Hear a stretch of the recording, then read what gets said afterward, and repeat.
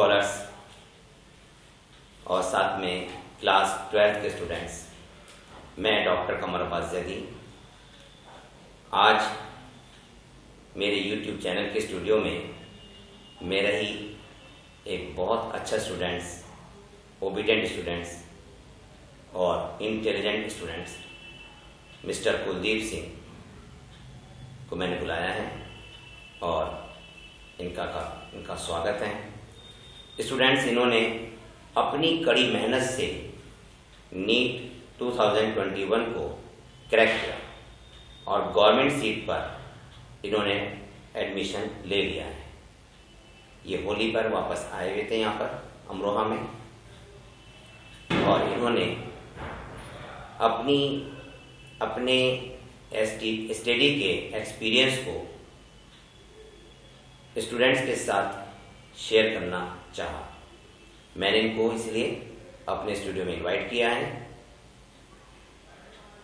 Mister Kuldeep Singh का मेरी तरफ से धन्यवाद कि इन्होंने अपना समय निकाल के यहाँ पे आए हैं और इनको मैं नीट को क्रैक करने की मुबारकबाद देता हूँ। कुलदीप ने अपने परिवार का नाम रोशन किया है, अपने शहर का नाम रोशन किया, साथ में अपने मेंटर्स जो इनके टीचर हैं उनका भी नाम रोशन किया है। मैं कुलदीप से चाहूँगा कि वो जो नीट 2022 में एग्ज़ाम देंगे उनको अपना एक्सपीरियंस और कैसे स्टडी करनी चाहिए, कौन से सब्जेक्ट को कितनी महत्ता देनी चाहिए, ये सब उन्हें डिटेल से बताएं ताकि इनके एक्सपीरियंस का फ़ायदा और बच्चे भी उठा सकें।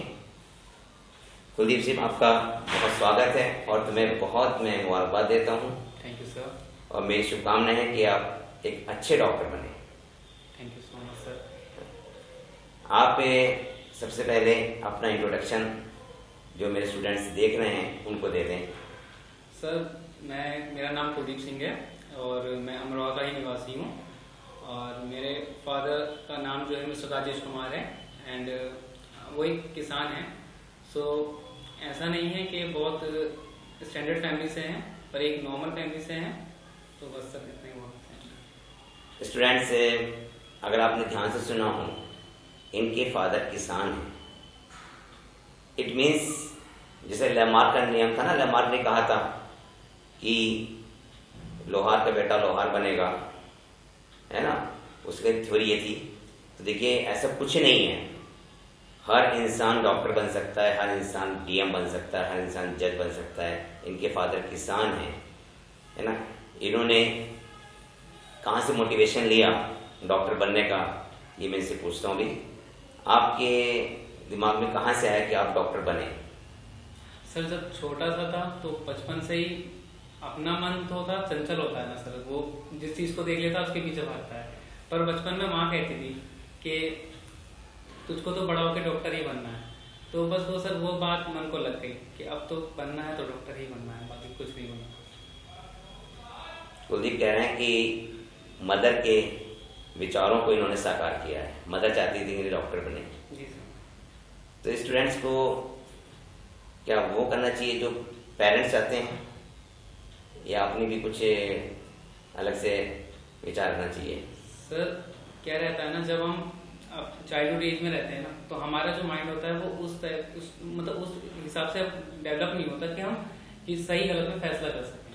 और जो हमारे पेरेंट्स होते हैं वो कभी अपने बच्चों को बुरा नहीं चाहते, तो वो हमारे हमेशा अपने बच्चों के लिए एक बेस्ट प्रेफरेंस ही रखते हैं। सो मेरे पेरेंट्स की जो प्रेफरेंस थी वो यही थी कि ये डॉक्टर बने बड़ा होकर। तो सर बस मैं यही कहना चाहूँगा, जो भी पेरेंट्स बोलते हैं वो कभी हमेशा आपके भले के लिए ही बोलते हैं। सो पेरेंट्स की राय हमेशा लेनी चाहिए और कभी उनका दिल नहीं तोड़ना चाहिए। गुड। देखिए, बच्चे जो होते हैं वो तो कच्ची मिट्टी के होते हैं, वो तो अपने को कहीं भी मोड़ सकते हैं, मोड़ सकते हैं।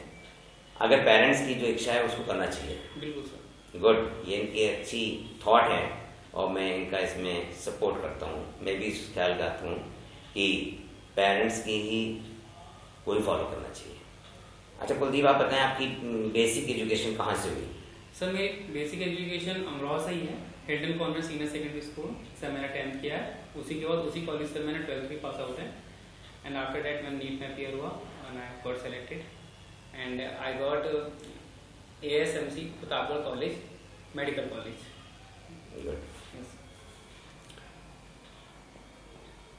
कुलदीप, आप ये मुझे बताएं, क्या एजुकेशन के लिए कौन से स्कूल को सेलेक्ट करना चाहिए और कौन से स्कूल सेलेक्ट नहीं करने चाहिए, या हम किसी भी स्कूल में एडमिशन लेके कामयाब हो सकते हैं?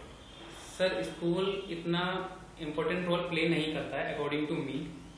स्कूल एक बस जरिया है आपको उस मंजिल तक पहुंचाने का। आप स्कूल कोई सा भी हो, आपकी मेहनत डिसाइड करती है कि आप कहाँ तक पहुंचेंगे। तो आप सेल्फ स्टडी पर अपना सेल्फ स्टडी कीजिए और स्कूल से इतना मोटिव नहीं पड़ता सर, इतना इफेक्ट नहीं पड़ता। मैं आपसे पूछना चाहूँगा कि जो बच्चे 10th में होते हैं, 12th में होते हैं, तो हमारे कंट्री में 2 सेवाएं बड़ी डोमिनेंट हैं। एक है सिविल सर्विसेज और एक है कंपटीशन थ्रू इंजीनियर और डॉक्टर बनना। जी सर। तो बच्चों को किस तरह से पढ़ाई करनी चाहिए या कैसे सिलेक्शन करें अपना कि कहाँ जाना है? सर, अगर किसी बच्चे का जो मन है पहले से वो प्रशासनिक की ओर है, प्रशासनिक सेवा की तरफ, तो उसको सिविल करना चाहिए और उसके लिए वो 12th करने के बाद BA MA कर अपनी उस फील्ड में जा सकता है। लेकिन अगर किसी बच्चे का मन इंजीनियरिंग या डॉक्टरी की फील्ड में है तो उसको क्लास 11 से ही और थोड़ा पहले से ही तैयारी शुरू कर देनी चाहिए। आपका कहना है कि 10th के बाद तैयारी करनी चाहिए? Yes sir. 10th के बाद तैयारी करने के लिए कंपटीशन की, खासतौर से डॉक्टर्स की या इंजीनियर के लिए, हमें कौन सी बुक से कंसीडर करनी चाहिए? सर, बेसिक फॉर्मूला ही है NCERT। अगर NCERT सर अगर आप उसको पढ़ लो तो वो आपके सारे कॉम्पिटिशन क्लियर करा देती है, चाहे वो बायो की हो, चाहे वो केमिस्ट्री की हो, चाहे वो फिजिक्स की। तो NCERT की बुक जो है वो मेन फोकस रहता है। प्लस आप किसी अच्छी कोचिंग का मॉड्यूल ले सकते हैं, उससे तैयारी कर सकते हैं। और NCERT तो बस इतना कर लें कि वो आपके टिप्स पर हो जाए। अच्छा जी सर। NCERT को पढ़ने का तरीका बताएं, आप कैसे पढ़ें? सर, NCERT को पढ़ते समय ना बिल्कुल एक तो कंसंट्रेशन वो आपकी पूरी होनी चाहिए। ऐसा नहीं कि आप लाइन पढ़ रहे हैं तो बस पढ़ रहे हैं, उसका मतलब समझ में आना चाहिए कि वो एक्चुअली में कहना क्या चाह रहा है, और जो मेन पॉइंट्स होते हैं उसको हाईलाइट करते हुए चलना चाहिए ताकि फॉर नेक्स्ट टाइम आपका रिवीजन भी जल्दी और रैपिड हो। आपने भी रिवीजन की बात करी, तो स्टूडेंट्स को बताएं जो आप इस वक्त देख रहे हैं, रिवीजन कितने टाइम में करना चाहिए? सर, मेरा क्या सीन था, मैं अपना जो भी अपना पढ़ता था मैं उसको वीकली रिवाइज कर लेता था। पहले वीक तक एक स्टडी का शेड्यूल बनाता था, उसके बाद वीक के एंड में मैं वो सारा रिवाइज करता था। आप कोई भी डे सेलेक्ट कर सकते हैं। मैं प्रीफर संडे को करता था। मैं मंडे टू सैटरडे पढ़ता था और फिर संडे को सारा लास्ट वीक का रिवाइज करता था। और संडे का डे आपने रिवीजन डे रखा था? Yes sir. हाँ, तो आप मुझे बताएं कि जो स्टूडेंट्स पढ़ते हैं इन्हें अपना स्टडी का शेड्यूल क्या करना चाहिए, टाइम टेबल क्या होना चाहिए इनका? सर, वो तो हर बच्चे का अलग हो जाता है, बट मेरे अकॉर्डिंग मिनिमम 8 से 10 आवर्स तो आपको पर डे देना चाहिए अगर आप किसी कंपटीशन के लिए वाकई सीरियस हैं। तो सर 8 to 10 आवर्स मिनिमम होना चाहिए, आप इतनी स्टडी करें। 8 to 10 hours self study? Yes sir, self study. अगर आप सेल्फ स्टडी कर रहे हैं तो आप 8 to 10 आवर्स सेल्फ स्टडी करें, और अगर आप किसी कोचिंग से लगे हुए हैं तो अगर आप 6 आवर्स कोचिंग को दे रहे हैं तो एटलीस्ट फिर 4 आवर आपको खुद सेल्फ स्टडी को भी देने होंगे। उस केस में आप 10 से 12 कर सकते हैं। सेल्फ स्टडी ज्यादा मायने रखती है? Yes sir. सक्सेस होने में? यस सर, सेल्फ स्टडी ही बेसिकली मायने रखती है सर। आपने जो एग्जाम निकाला नीट का, जी सर, और बहुत अच्छे नंबर लाया, जी। इसमें रोल टीचर का ज्यादा रहा या सेल्फ स्टडी का ज्यादा रोल रहा? सर, टीचर बेसिकली आपको एक गाइडेंस प्रोवाइड करता है। टीचर बस आपको एक राह दिखा सकता है कि आपको इस राह पर चलना है, किस तरीके से चलना है वो बता सकता है, पर जो असली मेहनत होती है वो उस बच्चे की खुद की होती है। तो सर सेल्फ स्टडी ज्यादा प्रेफरेंसेबल होती है as compared to the teachers. Teachers आपको गाइड करते हैं, आपको सही रास्ता दिखाते हैं, पर अगर आपको कोई कंपटीशन निकालना है तो उसके लिए आपको सेल्फ स्टडी करनी पड़ेगी। कभी कभी स्टूडेंट मुझसे कहते हैं, हालांकि मैं उनको जवाब दे देता हूँ, लेकिन आज उनके ही क्वेश्चन का जवाब कुलदीप देंगे जिन्होंने इस साल नीट एग्जाम पास कर लिया है। बच्चे कहते हैं कि रिवीजन बहुत ज़्यादा हो जाता है, हम रिवीजन कैसे करें? शुरू में तो एक चैप्टर का होता है, बाद में 10-10 चैप्टर हो जाते हैं, 20-20 चैप्टर हो जाते हैं, पूरी किताब को कैसे रिवाइज करें? आपने कैसे रिवाइज किया था? सर मैं पहले क्या करता था, चैप्टर्स फिक्स कर लेता था। जैसे अगर आज अब तक मेरे 10 चैप्टर्स हो चुके हैं और मेरे को लगता है कि अब मेरे को रिवीजन का एक बार नीड है, तो मैं पहले उन 10 चैप्टर्स को रिवाइज करता था, फिर मैं नेक्स्ट की तरफ प्रोसीड करता था। ऐसा नहीं था कि सारे को लेके चल रहा हूँ फिर सारे को लेके आ रहा हूँ, इस तरीके से ज़्यादा टाइम कंज्यूम होता था। मैं इस पूरी चीज़ को छोटे छोटे पार्ट्स में ब्रेक करके उस हिसाब से मैं रिवीजन करता था। और कभी भी ये नहीं रखता था कि आज फिजिक्स करनी है तो बस फिजिक्स ही करूँगा। मैं बायो, फिजिक्स, केमिस्ट्री को पर डे इक्वल टाइम देता था। मतलब अपने फिजिक्स, केमिस्ट्री, बायो को यस सर, रोजाना पढ़ा है? मैंने रोज पढ़ा है सर। मैंने कोई भी दिन ऐसा नहीं करा कि आज खाली बायो पढ़ लेता हूँ या आज खाली केमिस्ट्री पढ़ लेता हूँ। मैं रोज पढ़ता था और तीनों सब्जेक्ट पढ़ता था सर। नीट स्कॉलर्स के लिए जो सबसे ज़्यादा कठिन सब्जेक्ट पढ़ता है वो फिजिक्स का पढ़ता है। Yes sir. आपने फिजिक्स को इजी कैसे बनाया है? मैंने आपका जो मार्कशीट देखी थी, मैं देखा आपने ये फिजिक्स में बहुत अच्छे नंबर लाए हैं। Yes sir. तो आपने फिजिक्स को कैसे इजी बना दिया? सर मैं फिजिक्स में पहले लेक्चर लिए या फिर यूट्यूब से मैंने समझा। उसके बाद में सर मेरा मेन चीज़ रहता था कॉन्सेप्ट को बिल्ड करना। एक बार कॉन्सेप्ट बिल्ड हो जाता था, फिर मैं सबसे पहले प्रीफरेंस रखता था प्रीवियस ईयर क्वेश्चंस। पहले मैंने प्रीवियस ईयर क्वेश्चंस करे, जैसे उस पर कमांड अच्छी हुई, फिर मैं कुछ और अच्छे क्वेश्चंस स्कोर करता था जिस हिसाब से नीट में पूछे जाते हैं, उस हिसाब से क्वेश्चंस को और तैयार करता था। तो सर बेसिकली क्या कि पहले एक बार लेक्चर लिया, कॉन्सेप्ट बिल्डअप किया और फिर क्वेश्चंस लगाए। क्वेश्चंस में सर बहुत लगाता था, approx 100 questions each day of physics. Numerical में? Yes sir, numerical questions. कैसे बनाया सर 100 क्वेश्चंस में ईच डे लगाता था फिजिक्स के सर।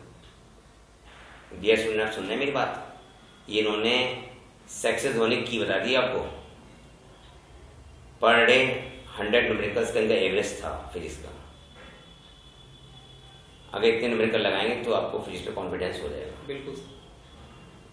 सारे क्वेश्चंस जो होते हैं ना उसके बाद फैमिलियर लगने लगते हैं आपको कि अरे ये क्वेश्चन तो मैंने करा था। अच्छा। सेम चीज मेरे साथ नीट में हुई थी। जब मैं पेपर दे रहा था तो क्वेश्चंस को देख के मेरे को नहीं लग रहा था कि ये मैंने न्यू क्वेश्चन समझ लिए। एक या दो एक्सेप्शन होता है हर जगह, पर सर ज्यादातर क्वेश्चंस मेरे लिए फैमिलियर थे। मिस्टर कुलदीप, आपने ही बताया कि फिजिक्स में तो 100 न्यूमेरिकल्स यस है ना। जरा स्टूडेंट्स को ये बताएं, केमिस्ट्री में या फिजिक्स में कितने वो रोजाना मल्टीपल चॉइस क्वेश्चन करें? Sir multiple choice questions minimum आप 100 तो पर डे करें। ईच डे 100 न्यूमेरिकल्स होने चाहिए in physics, in chemistry as well in bio. आपको तीनों की को इक्वल इंपॉर्टेंस रखनी है और तीनों को मतलब एक तरीके से देखना है। ये नहीं कि फिजिक्स में ज़्यादा लग रहा है या फिजिक्स में कम न्यूमेरिकल कर रहे हैं। प्रैक्टिस जितनी करेंगे उतना ही आप अपनी सक्सेस के पास जाएंगे। हाँ कुलदीप, एक बहुत बड़ी समस्या बच्चों के सामने आती है, ज़्यादातर बच्चों पे आती है, हो सकता है आपके सामने भी आई हो। जी। कल मुझसे एक स्टूडेंट पूछ रहा था, अमरोहा का ही है और बहुत अच्छा स्टूडेंट है। वही कह रहा था कि सर मैं इतना ज़्यादा रिवीजन कैसे करूँ, है ना। वो हिम्मत हार रहा था इतना सिलेबस देख के, यानी कि कह रहा था सर मुझसे नहीं हो पाएगा। मैंने बहुत उसे मोटिवेट किया कि नहीं बेटे तुम कर सकते हो। तो खैर वो तो मैंने कहा था, लेकिन इन स्टूडेंट्स को आप खुद बताइए, अगर बच्चे ऐसी प्रॉब्लम में आते हैं कि इतना ज़्यादा सिलेबस है, इसे कैसे कवर करें? क्या ऐसी प्रॉब्लम तुम्हारे सामने आई थी, और आई थी आपने सॉल्व कैसे किया फिर उसको? सर ये तो जेन्युइन सी बात है कि ये प्रॉब्लम सबके साथ आती है, कि हम कोई स्पेशल नहीं है, हम भी इन्हीं बच्चों में से निकले हैं। ये प्रॉब्लम सर मेरे साथ भी कई बार आई है, पर मैं क्या करता था, ज़्यादातर बात अपनी मम्मी से शेयर करता था। तो मेरी जो मदर है वो हमेशा यही बोलती थी कि जैसा भी है कितना है पर तो कर लेगा।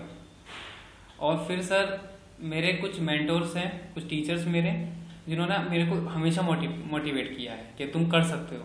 सर जैसे कि मैं टू बी ऑनेस्ट मैं आप ही का एग्जांपल लेना चाहूँगा, क्योंकि सर जिस टाइम मैं हिम्मत हार रहा था वो आप ही थे जिन्होंने मुझे मोटिवेट किया था। और टू बी ऑनेस्ट अगर मैं आज यहाँ हूँ तो सर वो आप ही की वजह से। थैंक यू, शुक्रिया।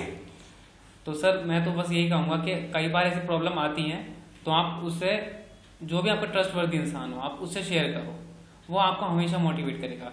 जैसा कि ट्रस्टवर्दी मोस्ट आपकी फैमिली में आपकी मदर, फादर और आपके मेंटर्स। तो सर मेरे को भी वही हुआ, मेरी मदर ने बहुत गाइडेंस किया, आपने सर बहुत सपोर्ट किया, और उसके बाद फिर सर जो एक अंदर से जो आता था ना एक जुनून सा सर, वो सर फिर उसके सामने कोई सिलेबस नहीं दिखता था, फिर तो सर बस बैठ जाता था और करता रहता था फिर। तो सर बस मैं आपको मतलब इंटरनल एनर्जी पैदा करने की जरूरत है। यस सर, बिल्कुल वो सर वो ज़रूरी है, क्योंकि सर कई बार ऐसा होता है ना, हम सिलेबस को देख कर बहुत डीमोटिवेट हो जाते हैं कि हमारा सिलेक्शन होगा या नहीं होगा। कई बार क्या होता है कि 4 क्वेश्चंस करे, 2 नहीं हुए उसमें से, स्टार्टिंग के 4 क्वेश्चंस नहीं हुए, तो स्टार्टिंग में डीमोटिवेशन आ जाता है कि अभी तो 4 ही करे हैं, स्टार्टिंग के 4 क्वेश्चन नहीं हुए, आगे तक कहाँ तक जाएंगे। तो बस अपने आप में पेशेंस रखना चाहिए और कर लेते हैं सर सब धीरे धीरे। जब आप क्वेश्चन एक बार करना शुरू करते हैं ना, तो हो सकता है कि जो मेन प्रॉब्लम है वो स्टार्टिंग के 4 क्वेश्चनों में ही हो, अच्छा, आगे क्वेश्चन ठीक हो। तो ऐसा नहीं कि 4 क्वेश्चन नहीं हुए तो आपने गिव अप कर दिया, ठीक है थोड़ा सा रेस्ट ले लो पर दोबारा शुरू करो, दोबारा शुरू करो, हार मत मानना, हार नहीं माननी चाहिए बस सर। जैसे स्कॉलर्स आपको पता है, और कुलदीप सिंह भी मेरे पास पढ़ने आए थे 11th क्लास में, मैं ज़्यादातर स्टूडेंट से कहता हूँ कि 11th से ही कंपटीशन की तैयारी करो। ये सही है या गलत, इस पे रोशनी डालेंगे मेरे student Kuldeep. Sir I NEET कोई इजी प्लेटफॉर्म तो है नहीं कि आप मतलब 12th के जस्ट आफ्टर 12th आप निकाल लें, पर सर उसके लिए आपकी तैयारी प्री होनी चाहिए। आपको जस्ट 11th से लग जाना चाहिए और सीरियसली लगना चाहिए। अगर आप चाहते हो कि आप वाकई डॉक्टर बनो, अपने पेरेंट्स का सपना पूरा करो, तो लग जाओ। वो 2 साल तुम्हारे आगे के पूरे साल संवार देते हैं सर। तो मैं तो यही कहना चाहूँगा कि सर 12th के बाद के भरोसे मत बैठो, 11th से ही स्टार्ट करो। तो 11th से ही सर तैयारी कायदे में स्टार्ट करनी चाहिए। इन्होंने भी एक वर्ड कहा, स्कॉलर साहब ने ध्यान दिया, इन्होंने कहा 11th से सीरियसली। तो मेरा पूछना इस मतलब सीरियसली में क्या चीज़ छिपा हुआ है? सीरियसली में अच्छी बुक्स हैं, अच्छे टीचर हैं, अच्छे फ्रेंड सर्किल हैं, ये सीरियसली किसे इंडिकेट कर रहे हैं आप? सर मैं बेसिकली सीरियसली से आपकी स्टडी को रिलेट करना चाह रहा हूँ। आपकी जो एक चॉइस होती है ना बुक्स की, वो बहुत इंपॉर्टेंट होती है। आपको कभी भी किसी भी कंपटीशन के लिए बुक्स की प्रेफरेंस बहुत ज़रूरी होती है। अच्छे ऑथर की बुक हमेशा आपको हेल्पफुल रहेंगी। दूसरी चीज़ आपका फ्रेंड सर्किल, आपका फ्रेंड सर्किल हमेशा मोटिवेटेड होना चाहिए और थोड़ा कॉम्पिटिटिव भी होना चाहिए, क्योंकि सर जब कंपटीशन रहता है ना तो आप पढ़ाई करते हैं अंदर से कि अगर मैंने पढ़ाई नहीं करी तो वो मुझसे आगे निकल जाएगा या फिर वो सर के सामने ज़्यादा अच्छा परफॉर्म करेगा। तो जो एक फ्रेंड सर्किल रहता है ना, एक कॉम्पिटिटिव फ्रेंड सर्किल, वो हमेशा बेटर रहता है सर। तो एक अपना फ्रेंड सर्किल अच्छा रखो, अच्छी बुक्स की प्रेफरेंस रखो और अपने मेंटर्स की बात सुनो, बस सर यही मैं कहना चाहूँगा। क्योंकि सर अक्सर क्या होता है ना 11th और 12th में बच्चा डिमोटिवेट होने लगा, डिस्ट्रैक्शन बहुत होते हैं उस टाइम, फ़ोन का डिस्ट्रैक्शन हो गया या अदर डिस्ट्रैक्शंस बहुत होते हैं। तो उन सब से अपना हट के अपनी स्टडी को मेन फोकस करो, क्योंकि वो 2 साल तुम्हारी आगे की ज़िंदगी बना देंगे। बस सर यही है। आपने बताया कि इस एज में है ना बच्चे भटकते ज़्यादा हैं। Yes sir. तो कैसे रोके बच्चे अपने आप को? सर बस इतना ही कहूँ, मेरे साथ भी हुआ है ये, पर मैं तो सर बस अपनी फैमिली की तरफ देखता था, अपने मदर फादर की तरफ देखता था कि वो कितने स्ट्रगल के साथ मेरे को पढ़ा रहे हैं, कितना वो कुछ कर रहे हैं। तो सर वो मेरे लिए इनफ था। मैं एक बार उनकी तरफ देख लूँ, अपने फैमिली बैकग्राउंड की तरफ देख लूँ, मैं सेल्फ मोटिवेटेड हो जाता था। मेरे पास इतना नहीं था कि मैं बहुत ज़्यादा फिजूल खर्ची करूँ या फिर ज़्यादा टाइम इधर से उधर एक्सपेंडिचर करूँ, नहीं सर। बस एक सेल्फ मोटिवेटेड होना, अपनी फैमिली को देख लो, अब उनके स्ट्रगल को देख लो। जब आप प्रिपरेशन करते हैं ना तो सिर्फ आप ही स्ट्रगल नहीं करते हैं, आपकी फैमिली और आपके मेंटर दोनों करते हैं। जितनी टेंशन आपको होती है उससे कहीं ज़्यादा आपकी फैमिली और आपके मेंटर्स को होती है। सर इन माय केस मेरी फैमिली और सर टू बी ऑनेस्ट मेरे मेंटर्स तो थे, बट सर आम जैसा नहीं था कोई जो हमेशा मोटिवेट करता था, जो हमेशा मेरे लिए बहुत सपोर्टिव रहा। आपको कोई वो पल याद है कि जिसमें मैंने आपको मोटिवेट किया हो, या कभी जैसे आपने कोई टेस्ट वगैरह ना दिया हो, मैंने कुछ आपको जगाया हो, ऐसा कभी कोई पल याद है आपको? यस सर, काफ़ी बार हुआ ऐसा। कई बार क्या होता था कि मैं खुद रेस्ट के चक्कर में टेस्ट देना नहीं आता था या टेस्ट नहीं देता था आपके, तो सर वो आप ही थे जो मुझको ये बोलते थे कि कुलदीप अभी तक तुमने टेस्ट सबमिट नहीं किया है अपना। कभी आपने मेरे को ये नहीं बोला कि तुम मेरी कोचिंग आओ या कुछ आओ।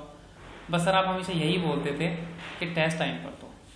और कई बार मैं लापरवाही करता था सर, पर आपने कभी लापरवाही नहीं करी। और वो मेरे लिए सर एक आशीर्वाद के समान ही है कि मैं आज यहाँ बैठा हूँ सर।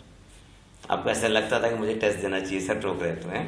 सर ऐसा नहीं कि मतलब कि मैं ये सोचता था कि इतना सीरियस अपने बारे में मैं इस टाइम मैं खुद नहीं हूँ जितना मेरे लिए मेरे सर वो चीज़ अलग थी। क्योंकि आप अपने मतलब आपके बारे में आपके टीचर्स ज़्यादा सोच रहे हैं, तो अब आप ये नहीं कह सकते कि आपको बस उस कंपटीशन के लिए आप ही स्ट्रगल कर रहे हैं। उसमें आपके टीचर्स, आपके पेरेंट्स और आप खुद, आप तीनों स्ट्रगल करते हो। अच्छा कुलदीप, आप मुझे ये बताएं, जी सर। पीजी आप इस वक्त एमबीबीएस करेंगे? जी सर। पीजी किस में करना चाहेंगे आप? सर बचपन से तो वही रहता है ना कि जो नॉर्मल इंसान देखते हैं कि जो चीड़ाफाड़ी कर रहा है वो सर्जन जो होता है बेसिकली वही डॉक्टर होता है। हाँ। तो मेरा बचपन से तो सर मन सर्जन की तरफ ही था। पर सर जैसे जैसे मैं अब थोड़ा मैच्योर हुआ, मैंने ये देखा है कि अब इस मॉडर्न वर्ल्ड में ना कार्डियक प्रॉब्लम ज़्यादा राइज हो रही है। पेशेंट को प्रॉपर टाइम पर या फिर मतलब on the time on the spot proper इलाज नहीं मिल पाता, और जिसकी वजह से काफ़ी पर्सन्स अपनी लाइफ हो रहे हैं। तो सर बस मेरा मन थोड़ा कार्डियो की तरफ ज़्यादा शिफ्ट हो रहा है, तो मैं कार्डियोलॉजिस्ट बनने की कोशिश कर रहा हूँ। क्योंकि सर मेरी फैमिली में ही जो मेरे दादाजी थे उनके साथ सेम सिनेरियो हुआ था, just because of absence of the doctor. उस टाइम वहाँ पर डॉक्टर नहीं थे, तो उस थोड़े से टाइम ड्यूरेशन की वजह से वो चले गए थे। सो डेट्स वाई वो अलग मोटिवेट देता है सर। तो बस इसी वजह से मैं कार्डियोलॉजिस्ट को ज़्यादा प्रीफर कर रहा हूँ बनने के लिए सर। कुलदीप, जिस पेशे में आप जा रहे हैं जी सर, इसमें रेस्पेक्ट भी है। जी सर। और आप इंसानियत की, मानवता की एक बहुत बड़ी हेल्प भी कर सकते हैं। जी सर। और फाइनेंशियली भी काफ़ी बेनिफिशियल है, जी जी। इकोनॉमिकली। आप इसमें इसे किस रूप में देखना चाहते हैं, मतलब फाइनेंस के लिए या मानवता के लिए?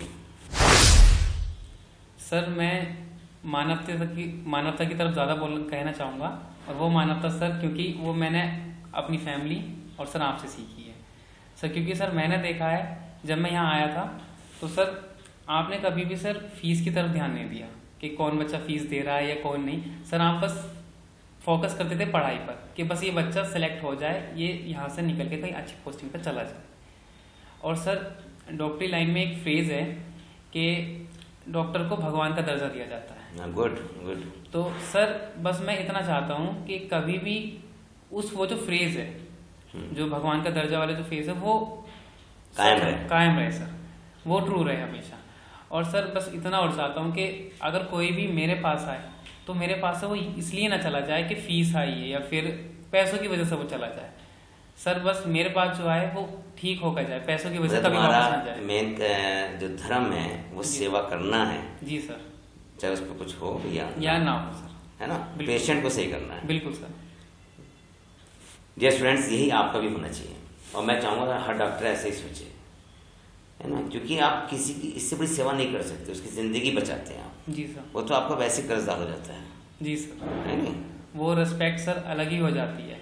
वो चीज़ जो आप को कहीं से नहीं मिल सकती ना, वो इंटरनल जो पीस होती है ना सर पेशेंट को सही करके, वो अलग हो जाती है सर, वो अलग होती है।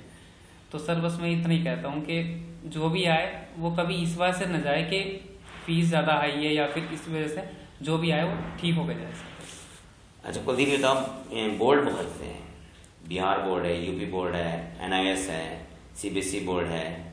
तो बच्चों को कंपटीशन निकालने के लिए क्या बोर्ड का सिलेक्शन करना चाहिए या नहीं करना चाहिए? सर नीट जैसे पेपर में तो मेरे हिसाब से नहीं सर, क्योंकि सर बोर्ड कभी मायने नहीं रखता। एक बोर्ड पढ़ाई जब आ जाती है ना सर, नॉलेज जो होती है वो लैंग्वेज नहीं देखती सर कि आप कौन सी लैंग्वेज में, कौन से बोर्ड से हैं, हिंदी मीडियम से हैं, इंग्लिश मीडियम से, वो कभी मायने नहीं रखती।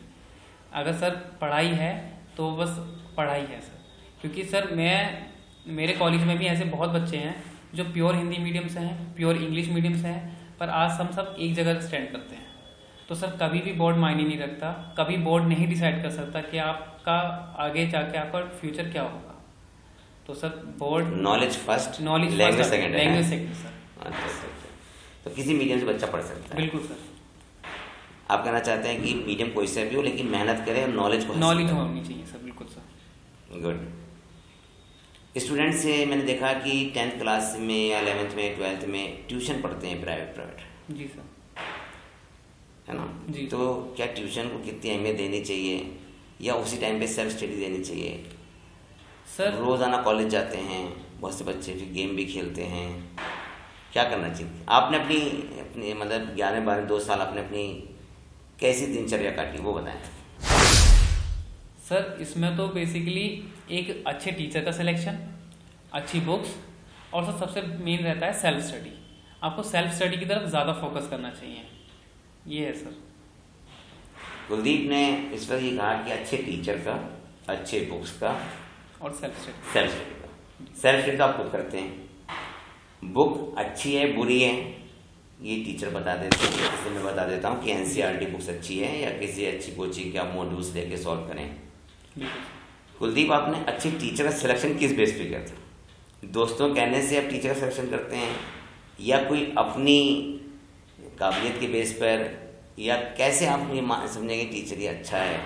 सर जो टीचर आपको आपकी पढ़ाई के साथ साथ आपके कॉम्पिटिटिव फेज का भी आपको चयन कराए वो टीचर बेस्ट होता है। ऐसा नहीं है कि आप अगर 11th क्लास में हैं तो आपको 11th के हिसाब से वो पढ़ाए। सर जो 11th के साथ साथ आपको उस लेवल की तैयारी कराए वो टीचर बेस्ट है। गुड।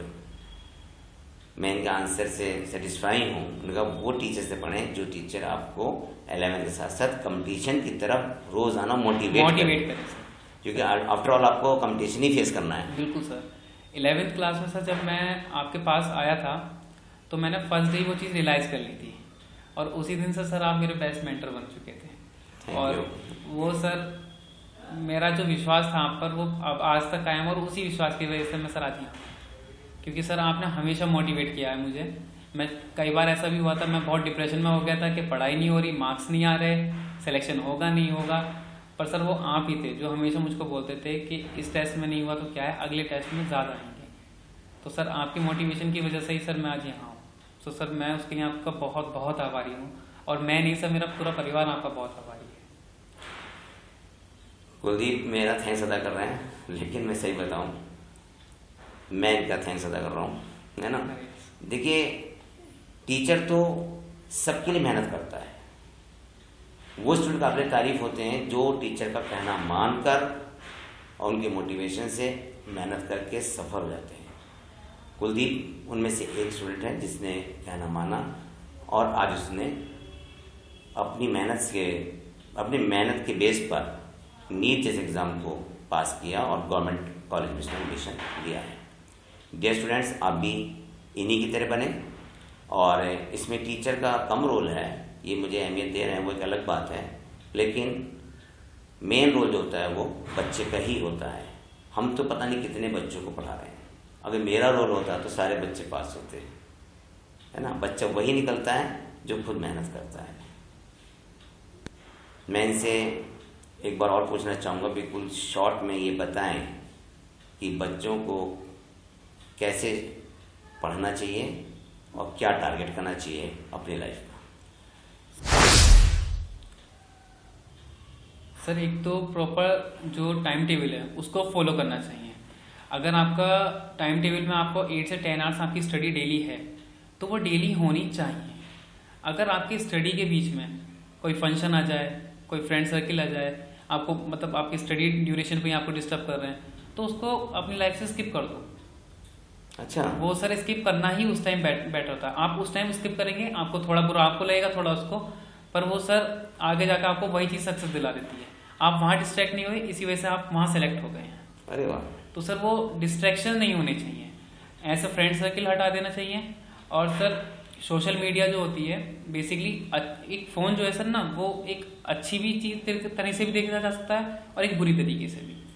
तो सर फ़ोन से ज़्यादा डिस्ट्रैक्ट नहीं होना चाहिए। मैंने खुद सर अपने फ़ोन में कुछ मेरे फैमिली मेम्बर्स और सर टीचर्स में सर जैसे आपका नंबर मैंने सेव कर रखा है। बाकी सर मैं खुद इन डिस्ट्रैक्शन से वो काफ़ी हो रहा था, तो मैंने सबका एक दिन सारे कॉन्टैक्ट डिलीट कर दिए सर। कुछ नहीं है सर, बस सर एक आपका नंबर है और कुछ फैमिली मेम्बर्स का है सर। तो बस मैं तो सर अब इन सब से भी यही बोलना चाहूँगा कि जो भी बात है अपना फॉलो करो इस सब चीज़ को, अपना फ्रेंड सर्किल अच्छा रखो, अपनी बुक्स की प्रेफरेंस अच्छी रखो, अपने मेंटर्स की बात सुनो, अपनी फैमिली की बात सुनो, और पक्का तुम सेलेक्टेड हो जाओगे। और किसी वजह से आप सेलेक्टेड नहीं होते तो फिर सिविल की तैयारी करना। कभी भी ड्रीम छोटा मत रखना, ड्रीम हमेशा बड़ा होना चाहिए, तभी आप अपनी लाइफ में, तभी आप खुद को और अपनी फैमिली को वो जो लेवल ऑफ प्राइड है ना वो दे सकते हो। कुलदीप, एक क्वेश्चन लास्ट में और यस सर। फिर कुछ बच्चे मैं देखता हूँ वो कहते हैं सर इतनी तैयारी करके क्या करेंगे, प्राइवेट से कर लेंगे, मतलब प्राइवेट में यूज कर लेंगे या बाहर जाके कर लेंगे अब्रॉड में जाके। Yes sir. आपकी नज़र में अब्रॉड का मेडिकल ज़्यादा अच्छा है या फिर प्राइवेट से या फिर गवर्नमेंट से ही करना ज़्यादा बेटर है? Sir to be honest sir, MBBS आपको गवर्नमेंट से ही बेटर रहता है सर, एमबीबीएस गवर्नमेंट का ही बेस्ट है। तो ट्राई करें कि आप उस लेवल की मेहनत करें कि आप गवर्नमेंट को ही क्रैक करें और गवर्नमेंट कॉलेज ही लें। सर प्राइवेट में वो चीज़ नहीं है जो आपको गवर्नमेंट में मिल जाती है, वो अच्छी फैकल्टी, वो अच्छा इन्वायरमेंट जो गवर्नमेंट में होता है वो सब प्राइवेट में नहीं होता। ओपीडी सर्विस, पेशेंट्स भी नहीं होते सर फिर सही से, और आपको वहाँ पर सही से सिखाया भी नहीं जाता है। मैंने सुना है कि आपको सिखाया गया है कि फैमिली आपको दी जाएगी अडॉप्ट करने का। हाँ सर हम लोग को ये बताया गया है कि आपको फर्स्ट ईयर से ही एक फैमिली अलॉट की जाएगी और अगले 5 साल तक आपको वो फैमिली अडॉप्टेड ही रहेगी, और अगले 5 साल तक आपको जितनी भी उसमें डिजीज है या फिर कोई भी परेशानी है आपको उसकी केयर करनी है, उसमें हेल्थ रिलेटेड आपको उसको पूरे प्रॉपर मेंशन करना है सब चीजों को, और कोई परेशानी है तो उसका ट्रीटमेंट करवाना है, वो सब चीज हमको देखनी है। अगले 5 साल तक हमको एक फैमिली अलॉट की जाएगी। डियर स्कॉलर्स, कुलदीप ने बड़ी अहम बातें, बहुत महत्वपूर्ण बातें बताई हैं, और इनका जो मैंने पूरा इंटरव्यू सुना और ध्यान दे रहा हूँ तो उसमें इनका मेन थीम है सेल्फ स्टडी करें, अच्छी बुक्स लें और डेली रिवीजन करें। इन्होंने भी बात कही कि अगर हमने 3-4 बार नीट दिया और सिलेक्ट नहीं हो पाए उसका काज क्या होता है। कभी कभी बेटे किस्मत भी होती है, ऐसा होता है कि बच्चों में सेल्फ कॉन्फिडेंस नहीं होता। अभी इनसे मैं पूछूंगा, वो बहुत अच्छे बच्चे होते हैं लेकिन जब एग्ज़ाम देने जाते हैं तो रूम में उन्हें एग्जामिनेशन फोबिया हो जाता है और वो पेपर नहीं कर पाते। ये इनसे मेरा भी क्वेश्चन होगा, लेकिन दूसरा क्वेश्चन ये भी है इनसे मेरा भी कि जो बच्चे नीट को नहीं पास कर पा रहे लेकिन मेहनत बहुत करते हैं तो उन्हें क्या किसी ऑनलाइन की तरफ चले जाना चाहिए या फिर वो छोटी मोटी मतलब बिजनेस वगैरह करें, क्या करें, वो कैसे अपना कैरियर को संभालें।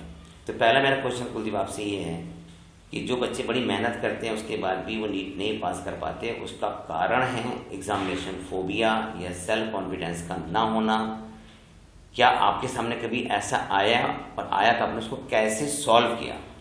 सर एग्जामिनेशन फोबिया ये सभी के साथ होता है सर, क्योंकि आप वो जो 3 घंटे का टाइम होता है वो आपका आने वाला फ्यूचर डिसाइड करता है। तो वो सर फोबिया होता है और सभी को होता है, पर सर अगर आपकी स्टडी स्ट्रॉन्ग है ना और आपके जो जितने कॉन्सेप्ट है वो ठीक हैं तो सर वो फोबिया कुछ नहीं होता सर। आप सिलेक्शन है आपका तो आपका है, अगर आपकी प्रेफरेंस सही है, आपकी बुक्स का ऑर्डर ठीक सही है, आपने पढ़ाई ठीक करी है तो सर सब क्लियर हो जाता है, कोई परेशानी नहीं होती। टाइम मैनेज कैसे करें? नीट की एग्जाम पहले फिजिक्स करें, केमिस्ट्री करें, बायो करें? सर मेरी प्रेफरेंस क्या रहती थी, मैं पहले सर बायो सॉल्व करता था। पहले बायो का पेपर प्रॉपर सॉल्व किया, उसके बाद मैंने बायो फिल कर ली। जिस क्वेश्चन में मेरे को डाउट रहता था मैं उसको उस टाइम स्किप कर देता था और पेपर पे एक मार्क लगा देता था कि ये मेरे को बाद में देखना। फिर मैं केमिस्ट्री सॉल्व करता था, फिर मैं केमिस्ट्री के आंसर की फिल करता था, और लास्ट में मैं सर फिजिक्स को टाइम देता था। और इन पूरा पेपर सॉल्व करते टाइम मैं दिमाग में एक बात जरूर रखता था कि अभी कुछ क्वेश्चन ऐसे हैं जो मैंने स्किप कर रखे हैं, क्योंकि कहीं ऐसा ना हो कि तुम उन क्वेश्चन करने के बाद ये सोच लो कि तुम्हारा पेपर पूरा हो गया है। क्योंकि कई बार ऐसा होता है ना सर, वो क्वेश्चन जो हमने स्किप करे वो छूट जाते हैं ऐसे ही। तो मैं हमेशा इतना टाइम बचा के रखता था कि मैं उन क्वेश्चनों को एक बार फिर रिवाइज कर लूँ, और फिर बाद में सर दोबारा उनको देख के जो क्वेश्चंस लगते थे उनको फिर बाद में मैं उसको अटेम्प्ट करता था। अच्छा, जिसके लिए हमें डेली प्रैक्टिस टेस्ट करनी चाहिए? बिल्कुल सर, मतलब डेली प्रैक्टिस टेस्ट को हमें कब ये सर करना चाहिए। अच्छा, जैसे आप कोई मल्टीपल चॉइस क्वेश्चन करते थे उसमें 4 ऑप्शन होते थे। जी सर। तो आपने एक ऑप्शन में टिक लगा दिया, ये 4 ऑप्शन पढ़ के लगाते थे? या फिर 4 ऑप्शन बारे में सोचते थे इसका आंसर ये क्यों नहीं ऐसा क्यों? सर बेसिकली मैं 4 ऑप्शंस को ही पढ़ता था, क्योंकि सर अगर मुझे पता है मेरा पहला ऑप्शन ठीक है तो मैं ये भी तो देखूंगा ना कि जो बाकी 3 है वो गलत क्यों है। गुड।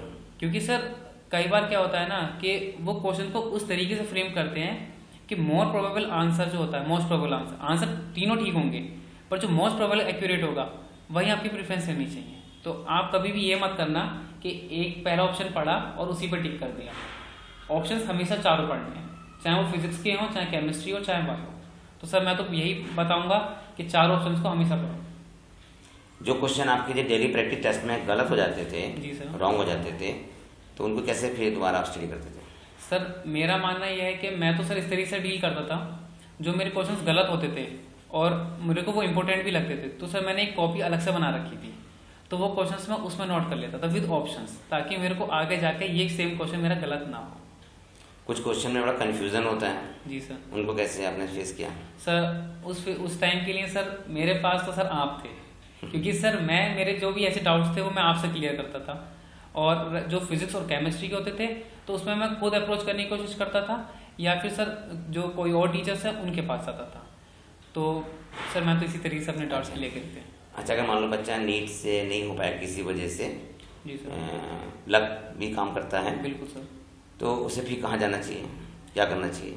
सर वो बात आपकी बिल्कुल ठीक है कि कई बार क्या होता है कि ज़रूरी नहीं है कि हर बच्चा डॉक्टर बन जाए, हर किसी का सिलेक्शन हो जाए, पर सर जो बच्चे सीरियस होते हैं ना तो वो उनको फिर सर सिविल की तरफ आना चाहिए मेरे हिसाब से। अच्छा। क्योंकि सर आप सिविल में आए और आकर अपना IPS IAS बने, DM बने कुछ, पर सर हमेशा सोच ऊंची रखनी चाहिए। कभी भी ये नहीं कि अगर नीट नहीं हुआ है तो छोटा मोटा बिजनेस कर लेंगे, किसी की शॉप पर वर्क कर लेंगे, वो नहीं होना चाहिए। हमेशा अपने ड्रीम बड़े रखने चाहिए। तो सर मैं तो वही कहूँगा कि अगर आपका किसी वजह से, ऐसा ना हो वैसे, पर अगर किसी वजह से होता है कि नीट में सिलेक्शन नहीं हुआ, तो आप सिविल की तरफ जाओ, IAS IPS बन के दिखाओ। खुद को भी प्राउड होगा, आपके फैमिली मेंबर्स को भी, और आपके टीचर्स को भी। कुलदीप ने सही कहा कि ऊंचे बनो, क्योंकि जीवन एक बार मिलता है। बिल्कुल सर। और सर जैसे ना एक बार आप ही ने बताया था कि आप ही के कुछ स्टूडेंट्स हैं जो डॉक्टर ना होकर IPS और IAS ऑफिसर हैं।